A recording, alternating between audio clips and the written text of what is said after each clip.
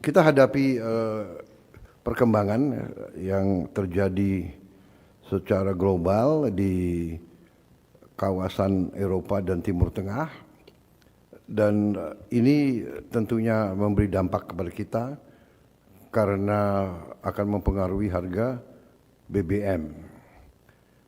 Harga BBM juga bisa mempengaruhi harga makanan. Kita alhamdulillah sudah mengamankan masalah pangan yang mendasar. Masalah BBM kita sebenarnya sudah punya rencana-rencana, ini akan kita akselerasi. Ya. Tapi tentunya kita juga sekarang harus melakukan langkah-langkah yang proaktif. Dalam arti kita harus melakukan penghematan konsumsi BBM. Ya, kita tidak bisa menganggap bahwa apapun terjadi kita aman, ya kita bersyukur kita aman, tapi kita tidak ada upaya untuk mengurangi konsumsi BBM kita. Banyak negara sudah melakukan langkah-langkah. Mungkin Seskap, ada Seskap? Oh, ada slide untuk memberitahu berapa langkah. Ini langkah Pakistan, ya. Ini hanya sebagai perbandingan.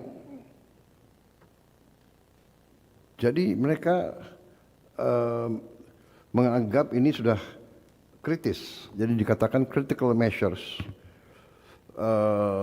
Seolah bahwa ini bagi mereka seperti kita dulu waktu COVID. Mereka melaksanakan work from home, kerja dari rumah untuk semua kantor, pemerintah maupun swasta. 50% bekerja dari rumah. Kemudian hari kerja mereka potong hanya menjadi 4 hari. Mereka bahkan mengurangi gaji untuk anggota kabinet, untuk anggota DPR, dan semua penghematan gaji ini dikumpulkan untuk membantu kelompok yang paling rentan atau kelompok yang paling lemah. Mereka memotong semua ketersediaan BBM untuk semua kementerian. Dan mereka mewajibkan 60% kendaraan pemerintah untuk tidak digunakan pada setiap saat. Kemudian mereka menghentikan semua belanja AC, ya, belanja kendaraan, belanja mebel dari semua lembaga pemerintahan untuk waktu yang tidak ditentukan. Mereka hentikan semua kunjungan ke luar negeri, kemudian mereka kurangi, tidak boleh menggunakan dana pemerintah untuk acara-acara pesta dan sebagainya. Kemudian semua lembaga pendidikan tinggi mereka pindah ke online. Kemudian semua sekolah berhenti untuk 2 minggu, ya mungkin ini menghadapi Idul Fitri. Ini hanya contoh, ya. Ini contoh, maksud saya ini ada berapa hari, saya kira kita bisa mengkaji masalah ini, ya kan. Saya kira kita juga harus mengupayakan bahwa kita melakukan penghematan. Saya percaya 2-3 tahun kita akan sangat kuat, tapi tetap kita harus hemat konsumsi. Dengan demikian, kita berharap kita akan selalu menjaga bahwa defisit kita tidak tambah. Bahkan cita-cita kita adalah kalau bisa kita tidak punya defisit. Sasaran kita adalah APBN kita harus balanced budget, itu paling ideal. Dan itu saya kira kita bisa lakukan, ya. Bahwa kita harus selalu ingat bahwa kita masih menghadapi masalah-masalah kebocoran, ya, tidak efisien, masalah-masalah under invoicing, under counting, manipulasi administratif dan sebagainya. Ini besar, ini kebocoran ini besar. Maaf, saya selalu akan bicara masalah ini. Kita sudah lakukan langkah-langkah tadi oleh Ketua DEN, masalah GovTech, sinkronisasi semua KL menjadi satu jaringan GovTech. Ini diperkirakan bisa kurangi kebocoran sampai dengan 40% dari pengeluaran kita. Nah, jadi ini saya minta dibicarakan nanti ya, mungkin oleh Menko nanti beberapa hari ini kita lihat, kita pikirkan. Dulu kita atasi COVID, berhasil kita, dan kita mampu banyak bekerja dari rumah, efisiensi, berarti kita menghemat BBM dalam jumlah yang sangat besar. Umpamanya berapa ASN dan pejabat tidak usah ke kantor, mengurangi macet dan melaksanakan penghematan besar-besaran, mengurangi hari kerja pun harus kita pertimbangkan, dan langkah-langkah penghematan lainnya. Ya, saya kira itu yang saya ingin sampaikan, bahwa kita walaupun merasa aman, tidak panik, tapi kita juga tidak boleh terlalu lengah. Kita tidak boleh tidak mempersiapkan diri untuk kemudian paling jelek. Ya, kita berharap skenario yang terburuk tidak terjadi di Timur Tengah. Tapi ramalan-ramalan juga banyak mengatakan ini bisa jadi perang yang sangat panjang, ya, perang yang sangat panjang. Saya kira itu dari saya. Ya, terima kasih semua menteri, ya, terima kasih semua kepala badan. Saya ingin menyampaikan penghargaan saya atas kerja keras semua unsur. Ya, saya kira kita sudah buktikan tidak hanya kepada rakyat kita, tapi kepada dunia, bahwa pemerintah kita bekerja dengan sangat cepat, dengan sangat efisien. Masih banyak yang kita harus kerjakan, tapi kita berani menghadapi kesulitan.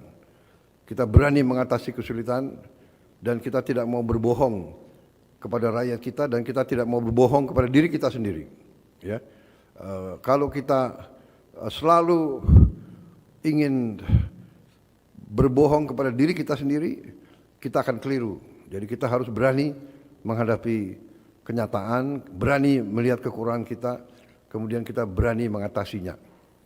Kita ada skenario positif, moderat, skenario paling jelek, tapi apapun ini tergantung kepada kita. Terima kasih atas kerja keras semua menteri, semua wakil menteri, kepala badan. Ya, kita buktikan terus ke rakyat kita bahwa kita bekerja untuk kepentingan rakyat.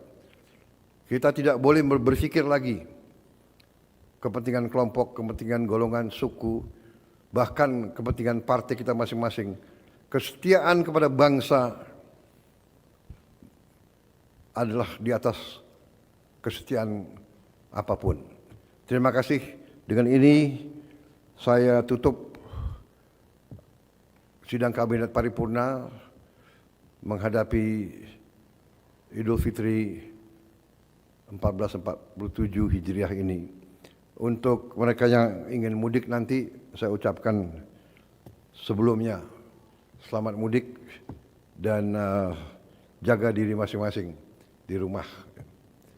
Ya, kita juga saya kira harus memberi contoh open house atau apa, jangan terlalu mewah-mewahan.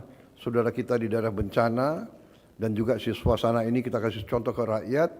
Tapi juga kita juga jangan total istilahnya tutup semua acara.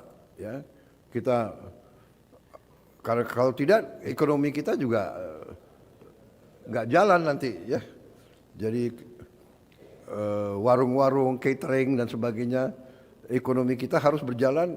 Tadi laporan Menko Ekuan, Ketua DEN, Menteri Keuangan, bahwa ekonomi kita baik, ekonomi kita kuat. Ya. Mereka-mereka yang yang memberi penilaian-penilaian seolah ekonomi kita morat-marit, menurut saya mereka punya agenda tersendiri. Jangan-jangan mereka bekerja untuk bukan bangsa Indonesia, ya. Jadi saya kira rakyat kita akan pandai untuk melihat. Yang penting kita beri bukti kepada rakyat, ya kan? Itu yang kita beri, yang paling penting. Ya. Dan nanti saya juga akan menganjurkan, saya sampaikan ke rakyat, ini juga ada media, ya kan? Sudah rakyat kita sudah pintar, sudah pandai, hati-hati dihasut, ya. Hati-hati juga yang dihasut adalah anak-anak, anak-anak yang polos, yang tidak mengerti apa-apa, ya kan? Dihasut untuk berbuat negatif. Saudara-saudara, negara kita kuat, negara kita punya potensi, kita berada di jalan yang benar. Ya. Mereka-mereka yang ingin menimbulkan kerusuhan, itu adalah orang-orang jahat. Tidak ada kebaikan dari kerusuhan. Kita sudah milih jalan demokrasi. Perbedaan selesaikan dengan baik. Kalau tidak suka dengan pemerintah, dengan pejabat, ganti dengan pemilihan. Kita sudah buktikan. Ada pergantian gubernur, ada pergantian menteri, presiden. Kita sudah buktikan berjalan dengan baik. Ya.